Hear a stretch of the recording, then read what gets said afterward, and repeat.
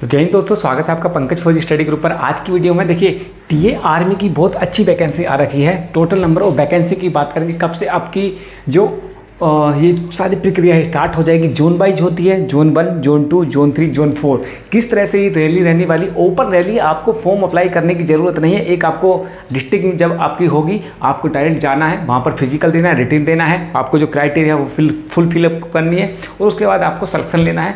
तो बहुत सारी चीज़ें इस वीडियो में मैं आपको बताने वाला हूँ। आपके सारे डाउट मैं क्लियर कर दूंगा। अगर आप टीए आर्मी की वैकेंसी देखते हैं और आप इसको अपना बनाना चाहते हैं और एक पोस्ट लेना चाहते हैं टीए आर्मी की, तो ये वीडियो आपके लिए इंपॉर्टेंट है। चलिए शुरू करते हैं और मैं डिटेल से आपको बता देता हूँ कि किस तरह से सिलेक्शन लेना है और क्या कुछ रहने वाला है। अगर जो बच्चे ओनली ये जानना चाहते हैं कि भाई हमारा कब हो जाएगा एग्ज़ाम, तो मैं पहले बता दूँ टीए आर्मी की हम बात करने वाले हैं। और सिंपली जो बच्चे ज़्यादा अपना टाइम इन्वेस्ट नहीं करना चाहते कि इसमें वीडियो में क्या क्या है, क्योंकि मैं तो डिटेल से बताऊँगा, मेरे पास बहुत सारी चीज़ें हैं। तो उससे पहले मैं बता दूं, देखिए हम इस सिलेक्शन प्रोसीजर की बात करेंगे। ये सारा डाटा यहाँ पे मैंने लिखा हुआ है, वो सारे इसके बारे में हम डिटेल से मैं बताने वाला हूँ। लेकिन जो बच्चा टाइम की जिसके पास नहीं है और जो नहीं रुकना चाहता ज़्यादा देर तक, तो उसको मैं बता देता हूँ कि आपके पास दो चीज़ें बता देता हूँ मैं। आपका रिटन एग्ज़ाम कब हो जाएगा, एक इसके बारे में बात कर लेते हैं। टोटल नंबर ऑफ वैकेंसी कितनी होगी, ये दो चीज़ें मैं डायरेक्ट बता देता हूँ। उसके बाद जो बच्चे मेरे गाइडेंस में सीखना चाहते हैं वो वीडियो में बने रहेंगे, बाकी जो जिनको जाना है वो चले जाएंगे। तो रिटन एग्ज़ाम की मैं बात करूं तो जुलाई और जून, ये दो डेटें ऐसी आ रही हैं। मैंने पहली वीडियो में बताया था कि जून जुलाई में सारे जितने भी जोन हैं, चाहे जोन 1 हो, जोन 2 हो, जोन 3 हो, सारे जोनों की इन दो डेटों में आपको कहीं ना कहीं ये जो रैली है वो कंप्लीट होती हुई दिख जाएगी। अगर मैं टोटल नंबर ऑफ वैकेंसी की बात करूँ तो जोन 2 में कितनी है, 716 वैकेंसी हैं। उसके बाद जोन 3 में कितनी है, 67 वैकेंसी है जीडी की। ये जीडी की वैकेंसी है, इसमें अदर वैकेंसी 2 वैकेंसी और है, टोटल मिला के 3 वैकेंसी थी। तो ये आपके रिटन एग्जाम की बात कर ली है। तो जो मेन मोटिव था आपका वो मैं आपको फिल कर दिया है। अगर मैं यहाँ पर बात करूँ आपका सिलेक्शन किस तरह से होगा, क्योंकि देखिए बढ़िया है और पैरेलल चलती है आर्मी की और टी आर्मी को, डिफरेंसेस नहीं है, सेम है। तो अगर हम सिलेक्शन प्रोसीजर की बात करें इसका, तो एज आपकी मांगते हैं 18 से 42। अगर आपकी 18 से 42 आपकी एज है तो बिल्कुल आप इसको फॉर्म को भरिएगा। हाइट में इसमें कोई दिक्कत है नहीं। हाइट कितनी है, 160 सेंटीमीटर अगर आपकी हाइट है तो आप एलिजिबल हो जाते हैं। फॉर्म को जरूर जाना देखने के लिए। और चेस्ट है आपका 77 प्लस 5 का आपको फुलाव मांगेंगे। तो ये सब कुछ रहने वाला है। पहले क्या होता था आपका डिस्ट्रिक्ट, अब जो है डिस्ट्रिक्ट से कॉल आएगी। जैसे यूपी में है कुछ डिस्ट्रिक्ट हैं, वहाँ से आपकी कॉल आएगी कि भाई इस जोन की इस रैली में होने वाली है। आपको सिंपली जाना है, डॉक्यूमेंट्स लेके जाना है, उसके बाद रिटन होगा, जो भी प्रक्रिया होगी कंप्लीट करके आप इसको वैकेंसी को ले सकते हैं। कैसे सिलेक्शन लेना है वो मैं बता देता हूँ। सिलेक्शन प्रोसीजर में देखिए सबसे पहले आपका फिजिकल हो जाएगा। आगे बात करेंगे कितना फिजिकल रहने वाला है, डॉक्यूमेंट क्या क्या लगने वाला है उसके बारे में बात करेंगे। उसके बाद आपका मेडिकल हो जाएगा, रिटन एग्जाम हो जाएगा, उसके बाद आपका फाइनल कट ऑफ लग जाएगी और फिर सिंपली आपकी यहाँ पर ज्वाइनिंग देखने को मिल जाएगी। कोई हार्ड प्रक्रिया नहीं। अगर आप चाहते हैं तो कंप्लीट सिलेक्शन प्रोसीजर देख के अपना सिलेक्शन सिक्योर कर सकते हैं। काफ़ी बच्चों का डाउट रहता है कि सर जोन वाइज तो बता दिया, किस जोन में क्या क्या है। तो अगर जोन फर्स्ट की बात करें तो देखिए Haryana, Himachal Pradesh, Jammu Kashmir, Punjab, union territory of Delhi and Chandigarh, ये आते हैं जोन 1 में। जोन 2 में कौन कौन से आते हैं, बिहार, मध्य प्रदेश, उड़ीसा, उत्तर प्रदेश, उत्तराखंड, झारखंड, चंडीगढ़, ये आ जाते हैं। छत्तीसगढ़ ये आ जाते हैं जोन 2 में। जोन 3 में आते हैं असम, मेघालय, मणिपुर, त्रिपुरा, नागालैंड, सिक्किम, वेस्ट बंगाल, मिजोरम, आंध्र प्रदेश, उसके बाद अंडमान निकोबार, ये जोन 3 में आते हैं। 4 में कौन से आते हैं, state of Andhra Pradesh, Gujarat, Kerala, Tamil Nadu, Maharashtra, Rajasthan, Karnataka, union territory और दादर एंड नागर हवेली, गोवा, दमनदीप, लक्षद्वीप एंड पांडुचेरी, ये आते हैं आपके 4 में। तो 4 जोन हो गए, 4 हेडक्वार्टर हो गए। अलग अलग हेडक्वार्टर की अलग अलग डेट आएगी। तो तभी मैं कह रहा हूँ जून से जुलाई तक आपकी सारी प्रक्रिया कंप्लीट हो जाएगी। तो ये तो हमने जोन की बात कर ली। अगर यहीं पे मैं बात करूँ आपको कि किस तरह से क्या क्या सिलेबस, क्या क्या आपकी क्राइटेरिया रहने वाली है, तो जैसे मैं बता रहा था कि 18 से आपकी 42 साल एज रहने वाली है। 3 तरह की इसमें वैकेंसी होती है। एक जनरल ड्यूटी वाली होती है, जनरल ड्यूटी हो जाएगी। उसके बाद एक क्लर्क की वैकेंसी होगी, एक आपकी होगी ट्रेड्समैन की। ट्रेड्समैन में भी अलग अलग है, हाउस कीपर और हाउसकीपर और मैच कीपर, ये अलग अलग वैकेंसी होने वाली है। अगर मैं बात करूं आपकी जनरल ड्यूटी वाली, तो देखिए 10th इसमें मांगा हुआ है और 10th के साथ साथ 45% आपके पास नंबर होने चाहिए और 33% ईच सब्जेक्ट में, मतलब टोटल मिला के 10th पास हो और टोटल मिला के मतलब 10th में आपको 45% नंबर हो और ईच सब्जेक्ट में 33% नंबर आपके पास है, तो आप इसको आप अपना बना सकते हैं। ठीक है, उसके बाद आगे चले। क्लर्क के लिए क्या है, क्लर्क के लिए आपकी 10th पास होना चाहिए और उसके बाद आपका पास होना चाहिए 60% marks in agreement and minimum 50%, मतलब टोटल मिला के 12th होना चाहिए, आपको 60% मार्क्स होने चाहिए और ओवरऑल हर सब्जेक्ट में कितने 50% आपके मार्क्स मिनिमम होने चाहिए। उसके बाद आगे बात करते हैं ट्रेड्समैन की। ट्रेड्समैन में आपको 10th पास होना चाहिए, नो स्पाउस कुछ नहीं होना चाहिए, बस आपको 33% इस सब्जेक्ट में आप हैं तो आप एलिजिबल हो जाते हैं। उसके बाद tradesman, house keeper and mess keeper के लिए 8th पास अगर आप हैं तो चल जाएगा और आपके 33% नंबर अगर आप हैं तो आप इसमें ईच सब्जेक्ट में तो भी आप इसके लिए एलिजिबल हो जाते हैं। तो दो तरह से निकल के आती है, 12th से वैकेंसी है, 10th से वैकेंसी है और आपके है 8th क्लास, 8th अगर पास हैं आप तो उसकी भी वैकेंसी है। तो 3 वैकेंसी है जनरल ड्यूटी, क्लर्क और ट्रेड्समैन के बारे में। अगर हम इसकी हाइट की, चेस्ट की, वेट की बात करें तो देखिए क्या कुछ है। अगर मैं हाइट की बात करूं तो हाइट कितनी रहने वाली है, 160 सेंटीमीटर रहेगी। उसके बाद अगर आप ये सिक्किम, नागालैंड, अरुणाचल प्रदेश, मणिपुर, त्रिपुरा, मिजोरम, मेघालय, असम, ये कुछ राज्य हैं जहां पर आपको 157 सेंटीमीटर 3 मीटर का आपका छूट यहाँ पर सेंटीमीटर की देखने को मिलेगी। चेस्ट की बात करें 82 से 77 सेंटीमीटर, ठीक है, मतलब 82 से 77 होने चाहिए और 5 का फ्लप 82 सेंटीमीटर आपका होना चाहिए।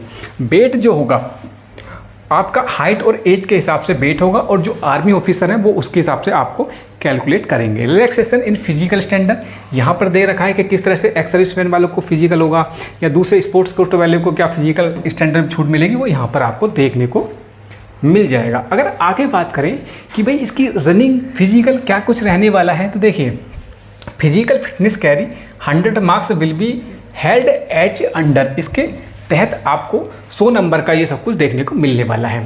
1 मील की रनिंग होगी। अगर आपकी एज 18 से 30 साल है तो अगर 5 मिनट और 30 सेकंड में अगर आप रनिंग करते हैं तो आपको 60 मिनट मिलेंगे, 60 नंबर मिलेंगे। 5 मिनट 30 सेकंड 31 सेकंड से 5 मिनट 45 सेकंड तक आप रनिंग करते हैं तो आपको 40 नंबर मिलेंगे। 5 मिनट 46 सेकंड से ऊपर जाते हैं तो आप फेल हो जाएंगे, यहाँ पर आपको कोई भी नंबर देखने को नहीं मिलेगा। अगर आपकी एज 31 साल से 42 साल तक है तो क्या कुछ है, 6 मिनट और 16 सेकंड से आपको 6 मिनट 31 सेकंड नहीं, यहाँ पे है 6 मिनट 15 सेकंड तक आप आते हैं तो 60 नंबर देखने को मिलेंगे। 6 मिनट 16 सेकंड से 6 मिनट 30 सेकंड तक आप आते हैं तो यहाँ पर 40 नंबर देखने को मिलेंगे और 6 मिनट 31 सेकंड और अबव आते हैं तो आप फेल के कैटेगरी में डाल दिए जाएंगे। पुशअप कैसे होगा, पुशअप के बारे में बात कर लेते हैं। अगर आपकी 18 से 30 साल एज है तो आप 10 एंड अबव पुशअप मारते हैं तो आपको 40 नंबर मिलेंगे। 9 पुशअप मारते हैं 33 नंबर मिलेंगे। 8 पुशअप मारते हैं 27 नंबर मिलेंगे। 7 पुशअप मारते हैं 21 नंबर मिलेंगे। 6 पुशअप मारते हैं 16 नंबर मिलेंगे और 5 एंड बिलो रहते हैं तो आप फेल की कैटेगरी में आते हैं। अगर 31 से 42 नंबर अगर आपकी एज है तो 9 पुशअप एंड अबव मारते हैं 40 नंबर 8। तो ये सब कुछ मैंने बता दिया है, सेम टू सेम ऐसे ही रहेगा, थोड़ा बहुत ये रहने वाला है, यहाँ से आप इसको चेक कर लेंगे। तो ये हमने फिजिकल की बात कर ली। उसके बाद आगे मैं बात करूँ आपकी, देखिए रिटन एग्जाम को लेकर, रिटन एग्जाम में इनमें क्या कहा है, ये जो एग्ज़ाम रहेगा ये इंग्लिश और हिंदी दोनों लैंग्वेज में रहने वाला है और इसका लेवल क्या रहने वाला है, 12th 10th और 8th।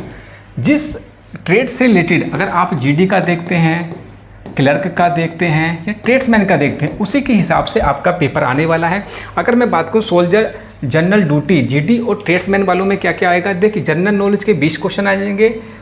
एक जो होगा 2 नंबर का ईच क्वेश्चन होने वाला है। तो ये डिटेल दे रखी है, सोल्जर क्लर्क की ये डिटेल दे रखी है। आगे मैं इसको सिलेबस को डिटेल से बताने वाला हूँ कि किस तरह से रहने वाला है। देखिए अगर आप जनरल ड्यूटी की देखते हैं, जनरल ड्यूटी मतलब 10th से है ये, यहाँ पर जनरल नॉलेज 20 क्वेश्चन होने वाले हैं, 40 मार्क्स का ये हो जाएगा क्योंकि एक क्वेश्चन 2 नंबर का है और मिनिमम जो है आपके पास 32 नंबर आपको ईच पार्ट में लाने ज़रूरी हैं। अगर हम यहाँ पर जनरल साइंस की बात करें तो 15 क्वेश्चन है, 30 नंबर का हो जाएगा।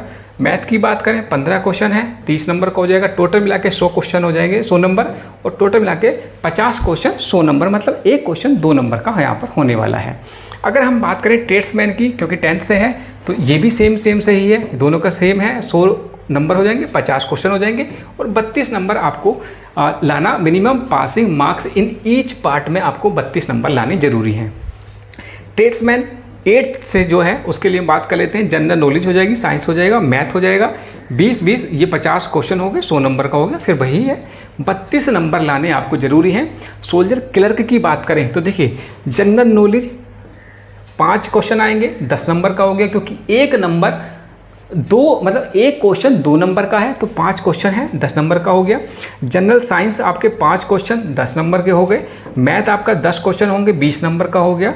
और उसके बाद कंप्यूटर साइंस 5 क्वेश्चन हो जाएंगे, 10 नंबर का हो गया। जनरल इंग्लिश 25 क्वेश्चन हो गया, 50 नंबर का, तो 50 का हो गया। और ये टोटल मिला के आपके 100 क्वेश्चन हो जाएंगे। 20 आपको यहाँ पर मिनिमम पहले पार्ट में और फिर दूसरे पार्ट में लाने ज़रूरी हैं। तो ये सारा का डिटेल थी। अगर हम बात करें कि भाई इसकी तैयारी कैसे करें, इसका जो मेन होगा वो आपका रनिंग होगा, उसके बाद रिटेन हो जाएगा। तो सबसे पहले आपको देखिए रनिंग स्टार्ट कर देनी चाहिए। रनिंग के आप मान के चलिए 30 से 40 दिन, 40 डेज ही आपको मिलेंगे, और उसके बाद आपका रिटन एग्ज़ाम स्टार्ट हो जाएगा। तो रनिंग पे ध्यान दीजिए, उसके बाद आपको यहाँ पर ध्यान देना है। दोनों ही निकाल के चले जाएंगे तो आपको दिक्कत नहीं होगी। अगर मैं डॉक्यूमेंट के बारे में बात करूँ, अगर हम डॉक्यूमेंट्स के बारे में बात करें तो आपका एक आधार कार्ड हो गया।